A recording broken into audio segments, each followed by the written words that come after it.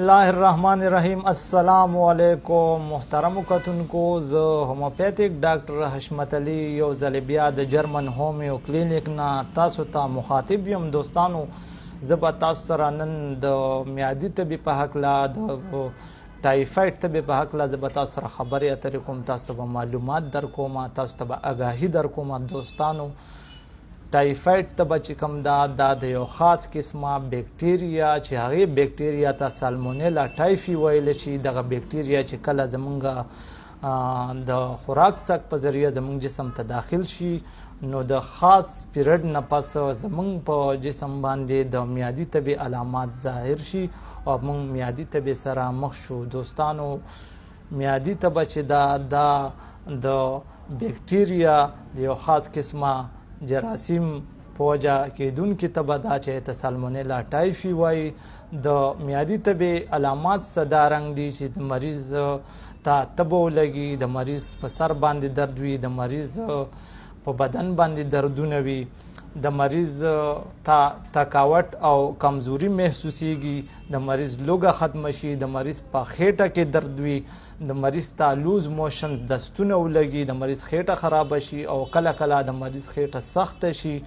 دې سره سره که موږ د مریض د ژبې معاینه وکړو، نو د مریض ژبه وایټ کوټډ وي، دې باندې یو سپین شانتې لیر موجود وي، یو سپین شانتې ته موجود وي. او دوستانو، دا د میادي تبې یو اهم علامات دی. دوستانو، نیکسټ چې کوم علامت دی هغه که چېرې موږ د مریض د جسم معاینه وکړو، سپیشلی د مریض په خېټه باندې سره سره نشانات ظاهر شي چې هغې ته روز سپاټ ویلی شي. دغه روز سپاټس هم د میادي تبې یو اهم علامت دی. دوستانو، دغه خو عام علاماتو چې ما ستاسو مخکې ذکر کړو. دوستانو، چې کله مریض ته ټایفاید تبه وي، کله مریض ته میادي تبه وي، نو ډاکټر سره زر تر زره مشوره پکار ده، زر تر زره د مریض علاج پکار دی، ځکه چې ستاسو ډاکټر ستاسو د صحت متعلق بهترین فیصله کولی شي.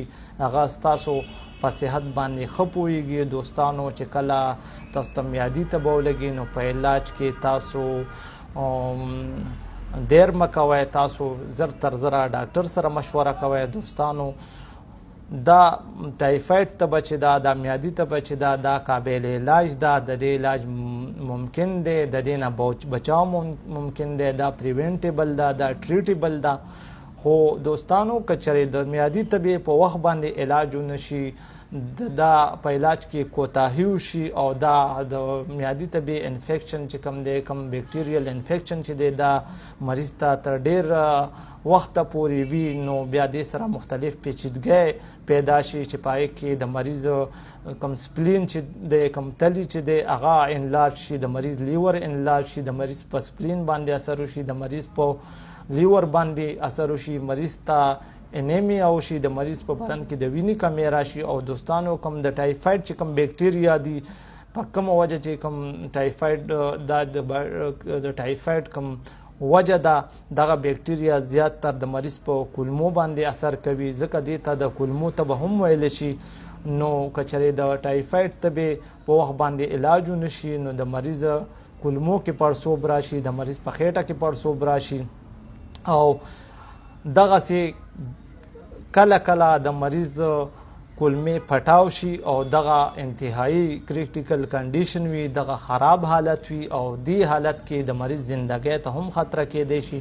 نو دوستانو، کوشش کوئ که څوک بیمار شي، که تاسو خپلو خپلوانو کې ستاسو فیملی ممبر کې چاته ټایفاید تبه ولګي، نو د هغه په علاج کې کوتاهي نه ده پکار او په وخت باندې د دې تبې علاج پکار دی. دوستانو، اوس راځم دې طرف ته چې په کومه طریقه به موږ ځان د ټایفاید تبې نه بچ کړو. نو دوستانو، دا ټایفاید تبه چې دا د بیکټیریا په ذریعه، د سالمونیلا ټایفي نومې بیکټیریا په ذریعه، د خوراک څاک د خوړلو څکلو په ذریعه زموږ بدن ته دننه داخل شي او موږ ټایفاید تبې سره تر مخ شو. دوستانو، ټایفاید تبه چې دا د آلوده خوراک نه، د ګنده خوراک نه، د آلوده اوبو نه، د ګنده اوبو نه، یعنی دا کنټیمینیټډ واټر چې کوم دي، کوم کنټیمینیټډ فوډس چې کوم دي، کنټیمینیټډ ملک چې کوم دي، کوم کنټیمینیټډ فروټس دي، کوم کنټیمینیټډ ویجیټیبلز دي چې هغه صفا نه وي، هغه آلوده وي او دغه خوراک مونږ وکړو،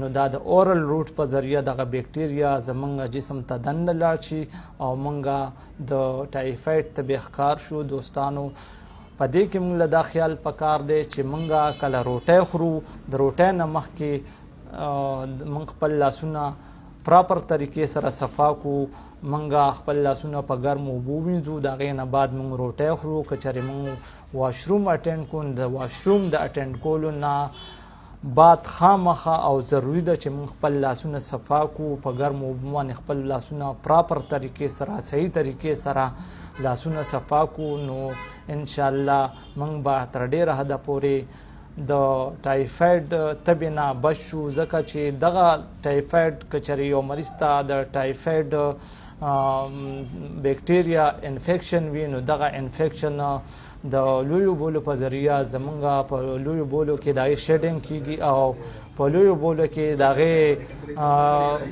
اخراج کېږي. دوستانو دا یو څو هدایات چې ما تاسو ته درکړه چې په دې طریقه به موږ د ټایفاید تبې نه بچ ساتو پاتې شو. دوستانو که موږ فروټس والو، که موږ مختلف قسمه سبزی واخلو، نو چې موږ هغه پراپر طریقې سره په ګرمو اوبو ووینځو او د هغې نه پس هغه موږ خورو، نو دغه به بهتر طریقه وي. د دې نه علاوه په بازارونو کې مختلف قسمه څیزونه کلاو پراته وي، په هغې باندې مچان ناست وي، هغه آلوده وي، هغه د ګرد و غبار ډک وي او په موږ په هغې مطمئن نه یو چې دغه خوراک صفا دی. دغه کانټیمینیټډ فوډ چې کوم دي، کوم ګنده خوراکونه دي چې د دغې نه موږ ځان وساتو، موږ د بازاري خوراک نه ځان وساتو او کوم خوراک چې موږ خورو چې موږ دا زموږ مکمل طور باندې موږ ته دا پته ولګي چې دا آلوده نه دی، دا صفا دی، دا په پراپر طریقې سره کوکډ فوډ دی، پخ شوی خوراک دی. ولې چې هیټ سره پخولو سره که هغه اوبه دي، که هغه پی دي او که هغه زمونږ نور د خوراک څیزونه دي، پخولو سره د هغې هغه بیکټیریا چې کومي کم نقصاندeh بیکټیریا چې کومي چې هغه د بیمارۍ پیښولو سبب جوړیږي، دغه ختم شي. نو دوستانو موږ له پکار دی چې ساده خوراک او مکمل طور باندې پوخ شوی خوراک دا موږ استعمالو، نو موږ به د میادي تبې نه تر ډېره حده پورې بچ شو. دوستانو اوس راځو دې خبرې لا چې دا ټایفاید تبه چې کوم دا په کوم موسم کې زیاته وي. نو دوستانو ټایفاید تبه چې دا د مونسون سیزن کې د جولای نه والې تر سپټمبر پورې چې دا موسم کله ګرم شي او په دغه موسم کې بارانونه هم زیات وي، دغه موسم کې مچان هم زیات وي، نو اکثر دغه مچانو د ټایفاید په خورونه کې ډېر اهم کردار ادا کوي. دغه مچانو چې کوم کانټیمینیټډ کوم آلوده څیزونه دي، کله چې د هغې د پاسه کینی، نو دغه بیکټیریا چې کوم دي، دغه بیکټیریا د دغه مچانو جسم سره چمټاو شي او کله چې دا د خوراک څاک د څیزونو د پاسه کینی، نو دغه بیکټیریا د دغه آلوده خوراک نه او دغه آلوده څیزونو نه د خوراک څیزونو ته پاکو څیزونو ته ترانسفر شي او دغه خوراک هم آلوده شي. او کله چې موږ دغه خوراک او دغه سبزي، دغه فروټس او دغه مختلف قسمه څیزونه دا موږ وخورو، نو دغه بیکټیریا هم په دې طریقه زموږ جسم ته دننه داخل شي او موږ ټایفاید تبې سره تر مخه شو. دوستانو ټایفاید تبه چې دا د پشکال په موسم کې موږ او تاسو ګورو چې دغه ټایفاید تبه چې دا په شکال کې اکثر زمونږ چې کوم سیوریج سیستم دی، کوم د سکولو اوبه دي چې هغه په مختلفو پایپونو کې راځي، دغه په شکل موسم کې بارانونه زیات وي او دغه ګنده اوبه د کانټمینیټډ اوبه چې دي دا د څښلو پاکو اوبو سره ځای په ځای پیپونه پټاو شوي دغه میکس اپ شي دغه چې کله زموږ کورونو ته راورسي او دغه اوبه موږ وڅښو نو دغه بیکټیریاز چې کوم دي دغه زموږ جسم ته داخل شي او موږ میادي طبي سره تر مخه شو. نو دوستانو که موږ خپل صحت برقرار ساتل غواړو او موږ د ټایفاید طبي نه خپل ځان ساتل پکارو نو موږ له پکار دي چې کوم موږ خوراک کوو چې هغه مکمل طور باندې پوخ خوراک وي موږ کوم اوبه څښو چې هغه مکمل طور باندې بوایلډ واټر وي پخې اوبه وي دې نه علاوه کوم موږ پی استعمالو چې دغه پی هم مکمل طور باندې پاخه وي او دغه بوایلډ وي دې سره سره که موږ کوم فروټ خورو چې هغه مکمل طور باندې په ګرمو اوبو باندې ووینځو کوم موږ سبزی چې استعمالو د سلاد په طور چې هغه موږ مکمل طور باندې ووینځو او هغه بیا موږ استعمالو نو انشاءالله موږ به د ټایفاید طبې نه بچو. دوستانو دغه خو یو څو خبرې که چېرې دغه خبرې موږ اختیار کو نو موږ به د ټایفاید طبې نه تر ډېره حده پورې بچ شو. دوستانو راځو اوس د ټایفاید طبې علاج طرف ته. دوستانو که چېرې یو مریض ته ټایفاید طبه ولګي نو بهترین خبره دا ده چې د خپل ډاکټر سره مشورو کې ځکه چې ستاسو ډاکټر ستاسو د صحت مطابق ډېر ښه پوهیږي. دوستانو په هومیوپیتیک کې د میادي طبې دپاره د ټایفاید طبې دپاره ډېرې بهترینې دوايانې موجودې دي چې په هغې کې ټایفوډینیم یو خاص دوايي ده. که دغه ټایفوډینیم موږ په 200 طاقت کې مریض له یو 15 ورځې سهار او ماښام 15 ساعت کې مریض ته ورکو نو انشاءالله د مریض په علاماتو کې به کمی وشي او مریض به تر ډېره حده پورې ښه شي. نیکسټ چې زموږ کوم میډیسن دی هغه پایروجینم ده.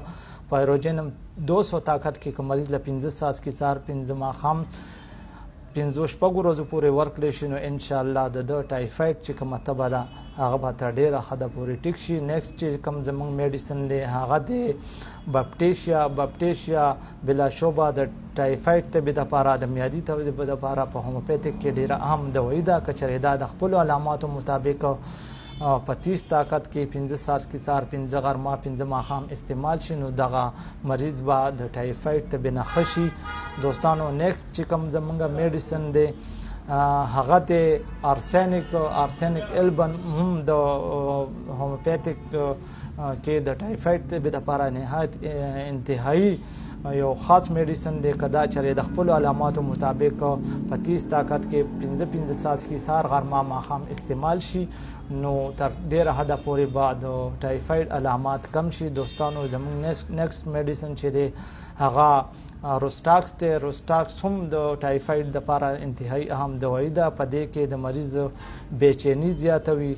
دوستانو د مریض په پټو کې درد وي نو که چېرې مریض کې د روسټاکس میډیسن علامات موجود وي نو روسټاکس په 30 طاقت کې 15 ساعت کې سهار 15 غرمه او 15 ماښام موږ مریض ته ورکولی شو. زموږ نیکسټ میډیسن چې دی هغه آرنیکا دی. آرنیکا د مریض په جسم کې دردونه وي د مریض په جسم کې سورنس وي نو که چېرې مریض کې د دې دوايي علامات موجود دي نو دغه آرنیکا 30 طاقت کې موږ 15 ساعت کې سهار غرمه ماښام موږ مریض ته ورکولی شو.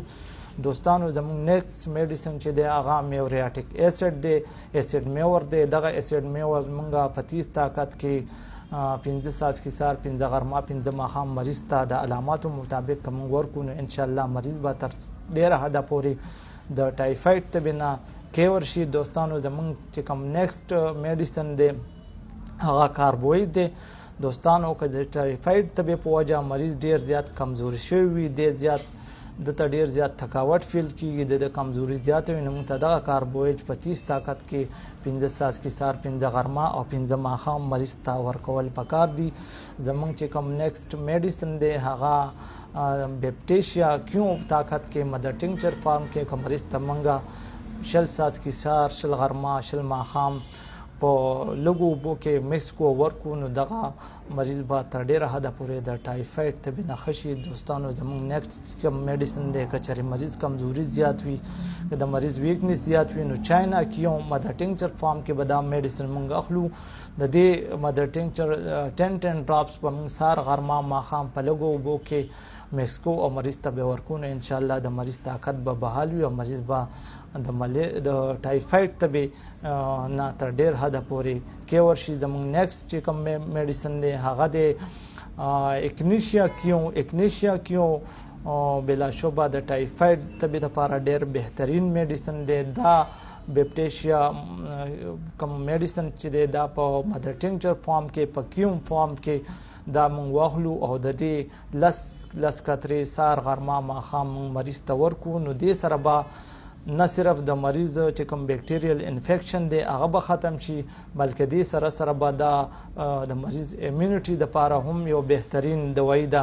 د مریض امیونټي به ورسره سټرانګ شي او مریض به د ټایفاید د علاماتو نه تر ډیره حده پورې خلاصې مومي.